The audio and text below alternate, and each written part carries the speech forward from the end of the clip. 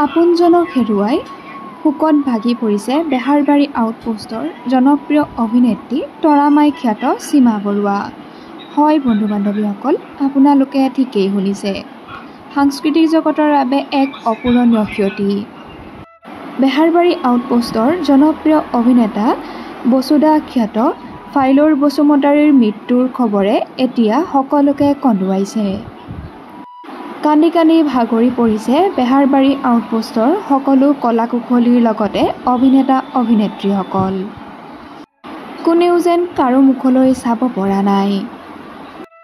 মানে একদম আমি নভবা নিচিন্তা কথা এটা। তেওঁ অসুস্থ হৈ আছিলে হয়, কিন্তু ইমান হঠাতে তেওঁ এনেকুৱা হৈ যাব বুলি ভবা নাছিলোঁ। আৰু কেইদিনমানৰ আগতে 3-4 দিনমানৰ আগত কথা পতা কথা তেওঁ যে এতিয়া অলপ ভাল পাইছোঁ আৰু ভাল পালে শ্বুটিং কৰিবলৈ যাম বুলি কোৱা মানুহজন যে একেবাৰে গুচি যাবগৈ আমি ভাবিব পৰা নাই।